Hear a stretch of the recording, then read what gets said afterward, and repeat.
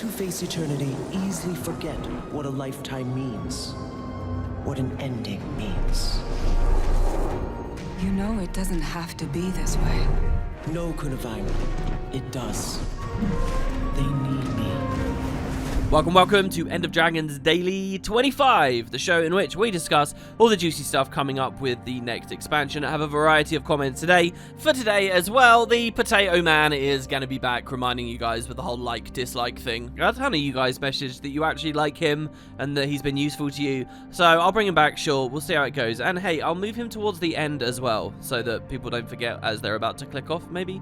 Thanks to everyone who enjoyed the mini-pet video that I also produced yesterday. I definitely do think I'll go ahead with the tonics and stuff. It'll just be, you know, a little while down the road. Footage in the background is of me playing Hollow, which I'm finally getting into. I'll tell you what, last year when I did all of those open world builds, I was so desperate to have Hollow on the list because, yeah, it was busted in PvP, but I really enjoy the actual flow and design and idea of Hollow. I think it's brilliant. One of the best made elite specs. I've complimented it many times from POF, but I just couldn't find something that clicked. Well, now maybe I have. I can't quite decide whether I prefer Alchemy or Inventions. I think Inventions on the top, but it's been really fun running around POF stuff. I'm finishing my Ascended Ring collection, so that's what you'll be watching. And unfortunately, yeah, the quality is going to be really crap. My PC, I think, is completely busted. Maybe there are 3 or even 4 components that are on their way out. I'm actually getting really worried. I mean, having these videos look bad, but I'm actually starting to get really concerned about the End of Dragons launch.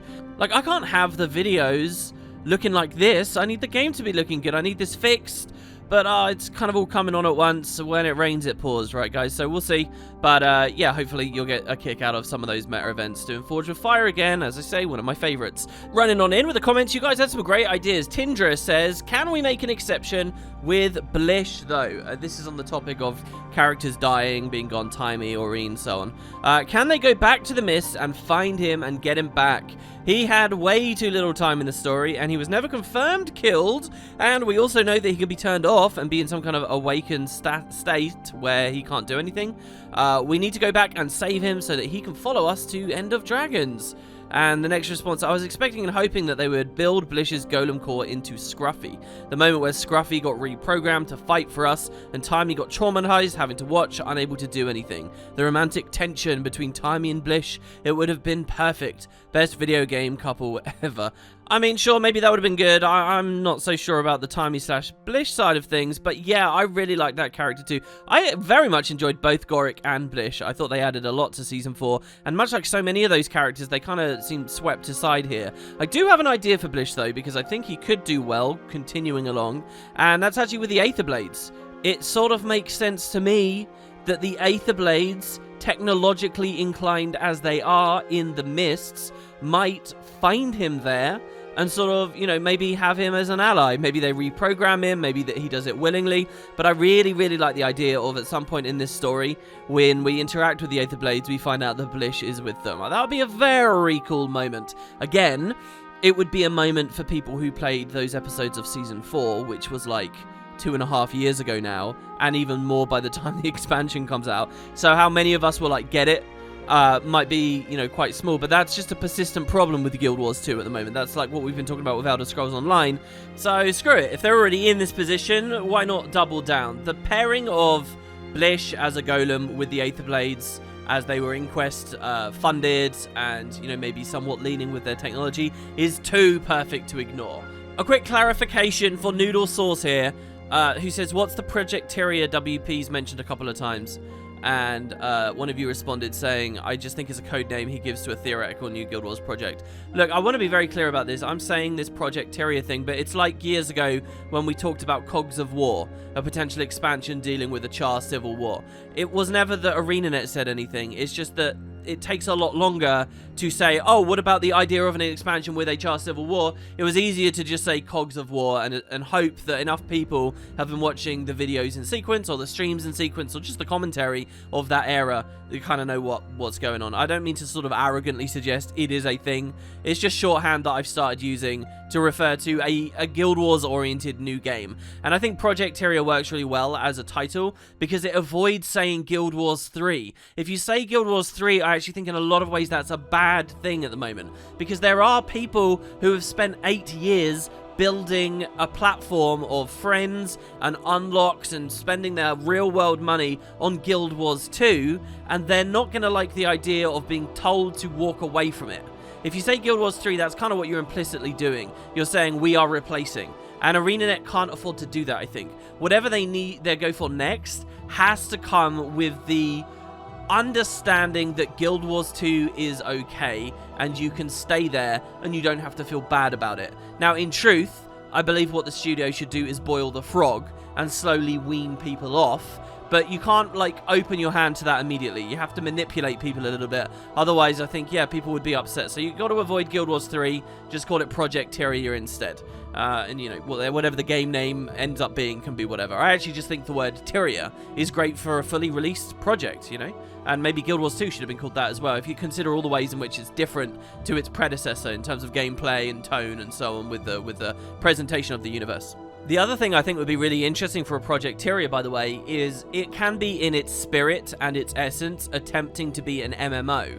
But you might be able to avoid using the phrase MMO altogether. The industry in general has been doing that, so maybe turning your back on that label allows the established Guild Wars 2 people that would be grumpy and don't have the imagination to see something better, allows them to think, oh, well, they're not making another MMO, so it's fine, even if the ambitions of the new game really are very MMO-like. We all know the term MMO doesn't really mean anything. There are so many different ways in which a game can exist while also being a massively multiplayer online experience now. So yeah, I say move away from that label too. That would be another great way of boiling the frog. A wall of text here from Paravant, who says, I have a question. Why do you keep referring to early Guild Wars 2's fan base as a small community when it was considerably much larger than it is today? For example, just because Reddit had in no way the same amount of enlisted members as it does today, doesn't mean that there were less people playing and being generally curious or interested about the game. Just look at ArenaNet sales. Guild Wars 2 sold like hotcakes at launch and had a steady flow of income all the way up to Heart of Thorns, and this was with a very less aggressive type of gem store. There was a lot of activity going on about surrounding any type of video on YouTube, and this includes dance compilations, parodies, machinimas, fan-made trailers, lore discussion, map completion and guides that are very much ignored today, as I'm sure you've noticed on your own channel as well. The whole GMV and... what's GMV? And machinima side of the Guild Wars 2 community is essentially gone at this point, but I feel that's more of an issue across the genre rather than Guild Wars 2 specifically. There were even all sorts of websites that relied on API keys or were related to some aspect of the game that have long been abandoned or shut down. Guild Wars 2 Style, for example, was really popular back in the day and a shell of its former self nowadays. I believe that you talked about the role-playing community a couple of videos ago. It's nowhere near as massive as it was in years. As a matter of fact, it's pretty dead now. I also wanted to ask, how come you're so convicted about the idea that ArenaNet will release a new project outside of Guild Wars 2? They can't even manage the original Guild Wars despite its surges in popularity and previous demand. They're struggling as it is with Guild Wars 2 and have gone through so much turmoil from within the company that I just don't see how they're in any way ready to ship anything else. I hope this didn't come off as a ramble by any means. I'm just genuinely curious and would love your thoughts about it. I can give you thoughts on every little bullet point you've offered here.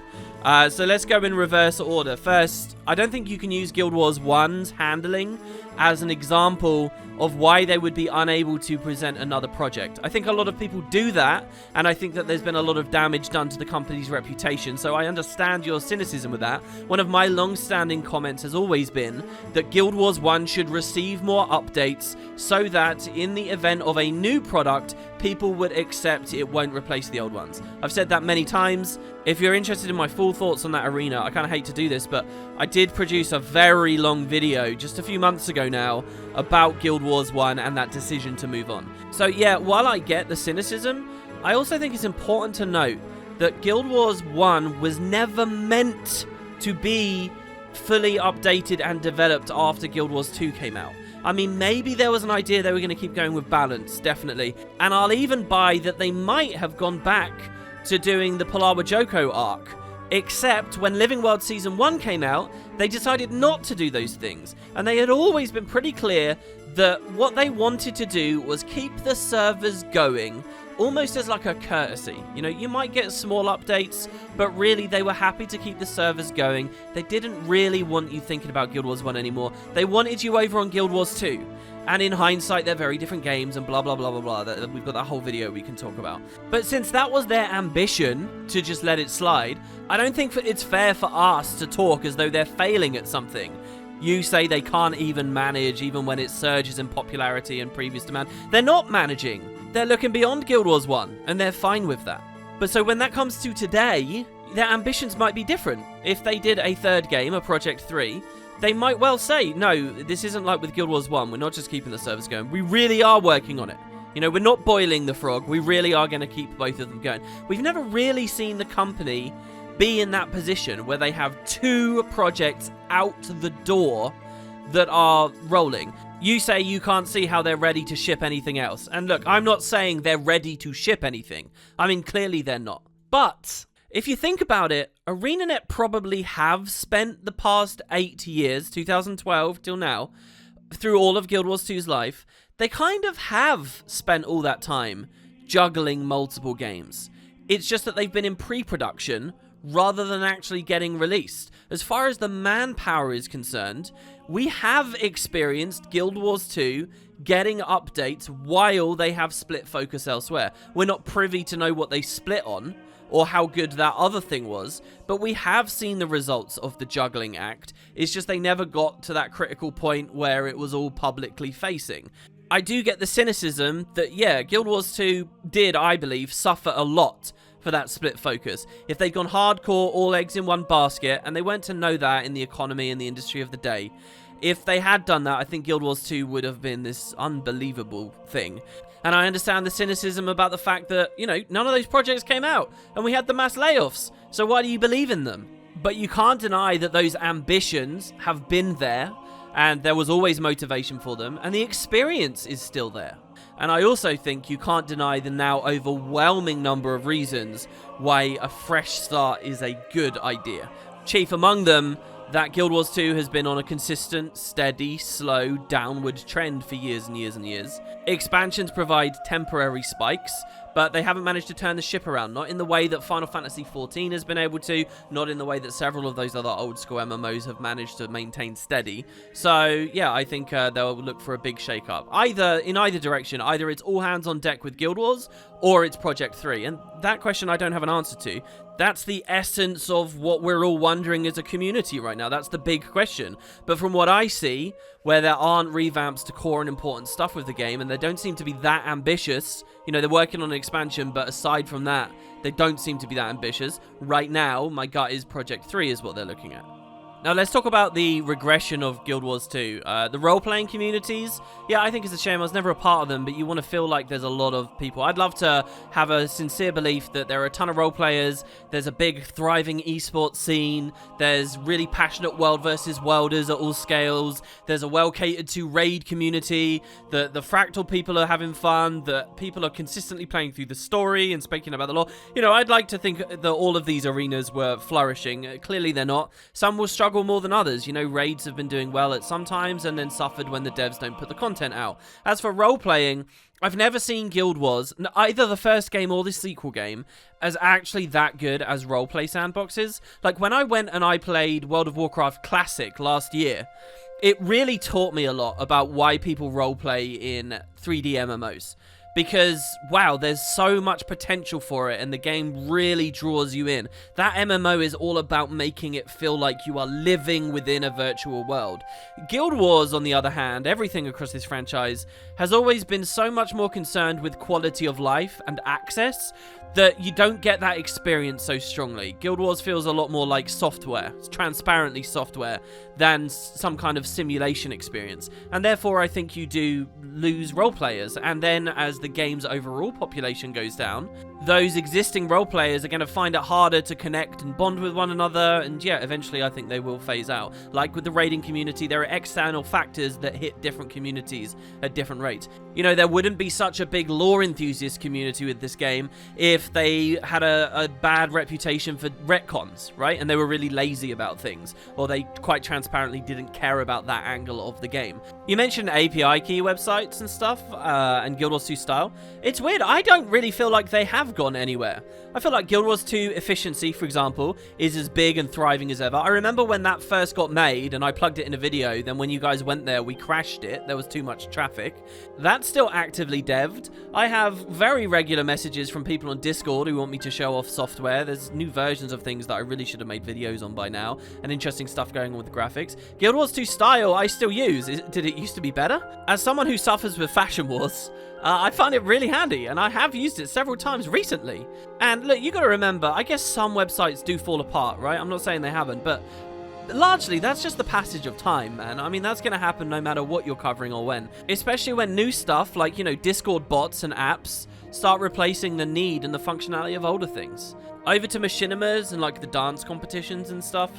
If you guys follow me on Twitter, I actually tweeted one of these old school, original, what was it, Club Alona videos that was absolutely fantastic. Yeah, these have fallen away, but I don't know whether you can actually blame Guild Wars on this one. That's more of a case of how people consume content on the internet and how people are rewarded for creating content on the internet that's caused a lot of that stuff to die away. Back in the day, bite-sized, quick little things like that had high production quality were the main thing. Nowadays, people are looking for more long-form content and easier to produce content like yours truly and literally what you're listening to right now. So I feel like, you know, that's just a broad thing. I think that's probably true for most communities. Perhaps exacerbated by Guild Wars 2's shrinking market share and shrinking prevalence within the zeitgeist. But it's not entirely their fault, I don't think. To Reddit, well, yeah, I mean, this is the reverse situation. Reddit as a site was much smaller back then. People were more interested in specific game forums, and now Reddit is this massive thing, and Guild Wars 2 grew a lot. What I do want to point out, though, is that once upon a time, the Guild Wars 2 subreddit was one of the biggest subreddits on the whole website, and particularly of MMOs and its competitors. Like, people got on there quick and early. There was something very sort of progressive and fast acting about the Guild Wars community in terms of taking up to Reddit than most others. But then very quickly, I think when Reddit became a very, very popular mainstream thing, it kind of shrunk away, but it's not one of the big brothers on there anymore. Lastly, why do I keep referring to early Guild Wars 2's fanbase as a small community? Well, it just depends what you mean when we say early. When I said early in that recent video, what I'm really talking about is before the game came out, between the release of Eye of the North and the actual game. Those long months where odds were on that if you looked up something about Guild Wars 2, you might find a thread with someone declaring it vaporware, because the devs announced it and then didn't give any news for a long time, so people thought the whole idea was dead and gone and it was over. And I'm sure people said that with a little hint of irony, but that was the state we were in. You wouldn't find that now, obviously. And I'm obviously also talking about the era where I started doing things on YouTube. I did the LP series, which was very early, and I would definitely call the Guild Wars 2 community small at that time. And then as I transitioned out of that, I kicked up Guild Wars 2 Daily, and for a lot of that, yeah, we were still pretty small. What you guys need to remember is I did Guild Wars 2 Daily, and then when we got a release date, I changed the series to the Great Guild Wars 2 Countdown. And this is where things were really cooking, and the lore videos that I'd made were getting ridiculous viewership and all of that kind of stuff. So, yeah, what I guess is on my mind is that proportional to the size of the community, the amount of people who were there for Guild Wars 2 Daily was very high. And my ambition, obviously, today on YouTube is to be in that same position, which is where the comment came from yesterday.